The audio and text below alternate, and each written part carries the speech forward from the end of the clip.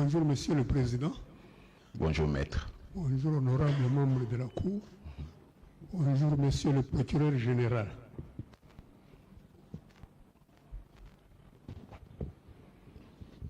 J'aime mon confrère, mais je ne l'ai pas mandaté pour demander qu'on écoute un avocat malade. Je dirais même plus, je vais très bien. Voilà. Monsieur le Président, la procédure d'aujourd'hui est exceptionnelle parce que nous avons déjà comparé avec notre client ici devant votre cour et la Cour a rendu un arrêt le 15 novembre 2021. Le 15 novembre 2021, votre Cour a rendu un arrêt définitif. Non seulement ayant acquis l'autorité de la chose jugée, mais totalement notifié à toutes les autorités concernées et exécuté. Et cela en vertu de l'article 168 qui dit de vos arrêts qu'ils sont opposables à tous, exécutoires, s'imposant à toutes les autorités. Je sais que le procureur général n'est pas innocent. Il a même tenté de vous faire croire que l'affaire jugée ou que vous programmez de juger aujourd'hui était différente de celle concernée par l'arrêt du 15 novembre 2021. En changeant la liste de prévenus, en la remplaçant par une autre, mais où la constance était que le nom de Matata ne devait pas manquer. Mais il s'agit toujours de quoi? De l'affaire Boukangalonzo. Il s'agit toujours de quoi? De savoir si votre cour est compétente ou non, au regard des seules dispositions qui vous donnent compétence en matière pénale. Votre compétence en matière pénale ne regarde que le président de la République et le Premier ministre. Et vous savez, si vous avez affaire à un président de la République ou à un Premier ministre en fonction, ou alors un ancien président, un ancien Premier ministre, quand vous estimez que ce sont ceux-là vos justiciables, vous avez une procédure constitutionnelle à suivre. C'est que vous ne pouvez pas juger de tels personnages sans un vote du Congrès, aussi bien pour les poursuites que pour la mise en accusation. Un vote du Congrès à la majorité qualifiée. Donc vous avez devant vous celui que vous avez décidé de considérer comme Premier ministre avec le même traitement pénal que s'il était en fonction, mais au dossier, vous n'avez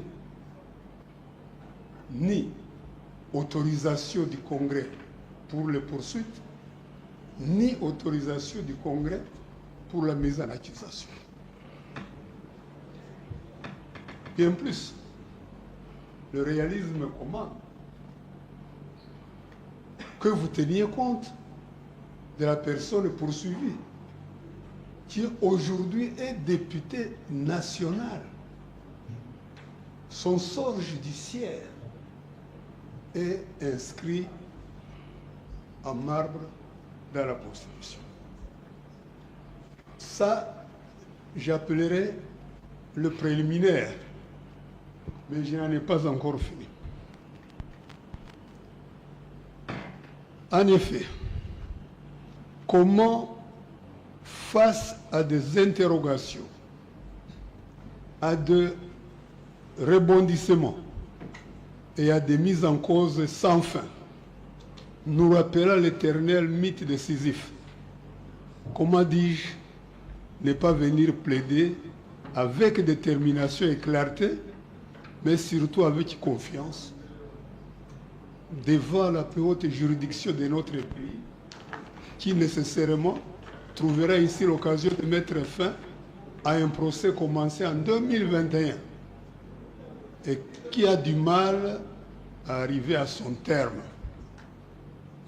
Votre haute juridiction trouvera ici l'occasion de proclamer, de renouveler et de vérifier et de vivifier par sa décision les principes directeurs d'un procès pénal, tels que celui de la légalité des procédures, des infractions et des peines, le droit de ne pas être jugé deux fois pour le même fait, le droit de toute personne d'être jugée sans retard excessif et dans un délai raisonnable. Aucun juge du monde, aucun juge de la plus haute juridiction, dans aucun pays, ne peut considérer qu'une personne soit poursuivie au pénal de 2021 à 2025 et qui ne soit toujours pas jugée. Monsieur le Président, je sais que vous tirez votre force et la force de la Cour dans l'ultima ratio de toute société, à savoir la dignité humaine, à savoir le respect des droits fondamentaux. Je sais d'ailleurs que dans votre jurisprudence, il vous arrive de corriger certaines décisions, même rendues en dernier ressort, en disant que c'est parce que ces décisions ont remis en cause un des droits fondamentaux proclamés et protégés dans la Constitution. Et qu'il n'est pas question de permettre qu'une quelconque juridiction franchisse le Rubicon du crime, le Rubicon de l'injustice, en violant un droit fondamental protégé par eux. J'ajouterai même, Monsieur le Président, que la présente procédure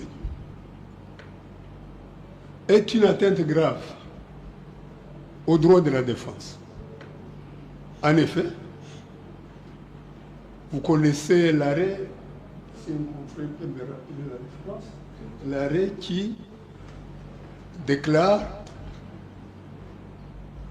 que vous devez donner, vous la Cour constitutionnelle, vous devez donner à M. Matata, son juge naturel, que vous êtes en train de l'aider à avoir un juge naturel qu'il aurait perdu en chemin.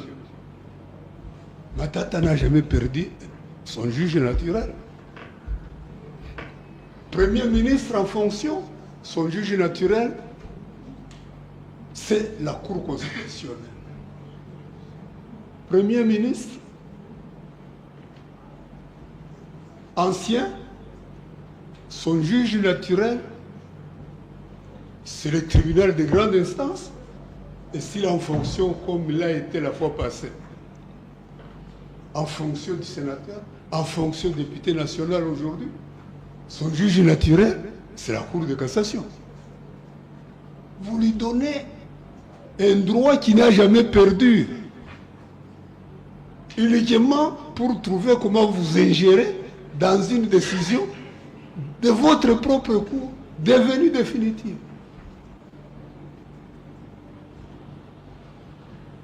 Je crois que jusque-là, je suis plutôt clair. Et ce que je voudrais dire, ce n'était que un petit rappel. Je n'ose pas dire devant des hauts magistrats comme vous qu'il s'agirait d'une interpellation. Néanmoins, vous devez savoir que nous avons en commun le respect des principes élémentaires, des principes généraux, des principes directeurs qui guident le procès pénal. Lorsque il est enseigné, il est écrit, il est affirmé que le premier principe pour un procès pénal équitable, c'est la légalité des infractions. C'est la légalité et des infractions, et des peines, et de la procédure. Lorsque la Constitution dit « le juge naturel, c'est celui que la loi vous donne », il ne veut pas dire que c'est celui que la Cour constitutionnelle vous donne. Vous n'êtes pas législateur. Vous êtes le premier applicateur de la loi pénale. Le juge naturel, c'est celui que la loi vous donne. Et non celui que vous donne la Cour constitutionnelle. Le principe directeur ou fondamentaux, c'est tel que le doute profite à l'accusé. Le principe directeur, c'est la présomption d'innocence. Le principe directeur, et cela mérite d'être souligné, c'est toujours le droit d'être défendu à tous les stades de la procédure. Et vous le savez, notre Constitution, non seulement a proclamé les droits de l'homme, non seulement a proclamé les droits de la défense, mais a élevé les droits de la défense au rang des valeurs et principes non dérogeables. L'article 61, point 5. Qu'est-ce qu'il dit? En aucun cas, même quand l'état de guerre ou d'urgence est proclamé, il ne peut être porté atteinte aux droits et principes fondamentaux suivants. 1. Le droit à la vie. Je vais tout droit au 5.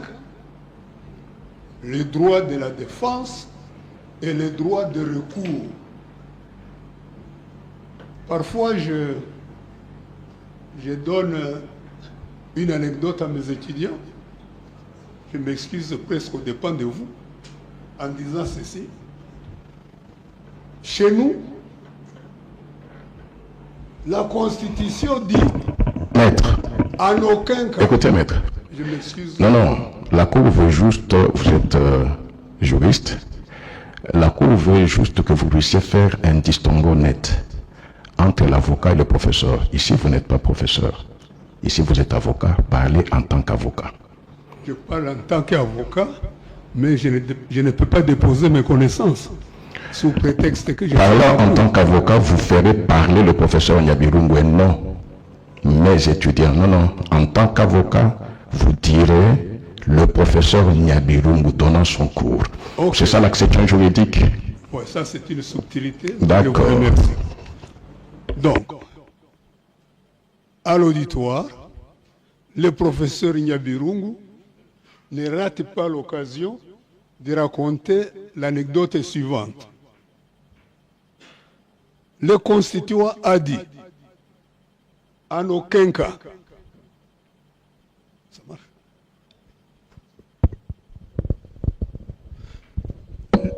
Le constituant a dit, en aucun cas, il ne peut être porté atteinte aux valeurs et principes suivants. Et j'ajoute, mais nos magistrats trouvent des cas. Et là, évidemment, il y a un problème.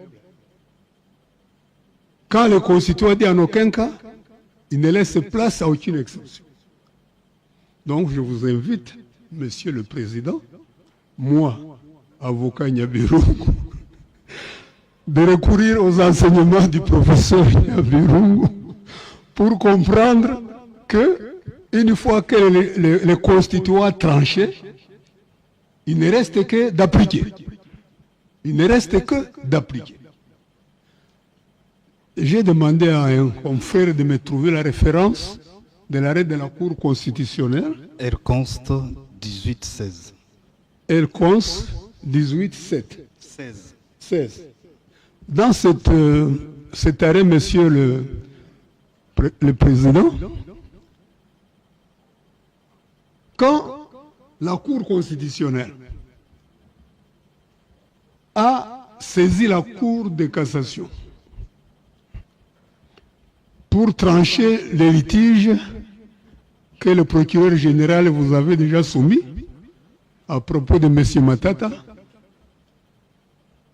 et compagnie,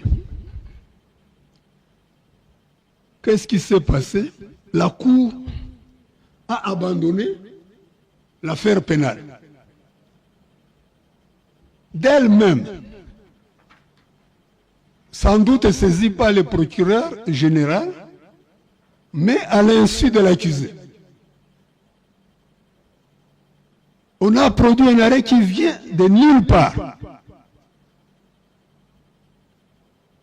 Et cet arrêt, je suis sûr, on l'a produit pour que la Cour constitutionnelle se sente à nouveau compétente. Mais c'est par rapport au droit de la défense. Comment pouvons-nous penser que la Cour a pu penser que cette procédure est la meilleure? Et cela est suffisant comme exorde de Monsieur le Président pour faire comprendre que il y a tant et tant de choses à dire. Sans penser à votre composition où un juge qui siège avait été nommé pour terminer le mandat d'un juge qui était parti. Après avoir achevé le mandat, il a continué à siéger. Au-delà de toutes les exceptions que mes confrères vont soulever, vous allez quand même porter attention à ces observations préliminaires. Je vous demande de passer la parole à mes confrères. Vous avez la parole.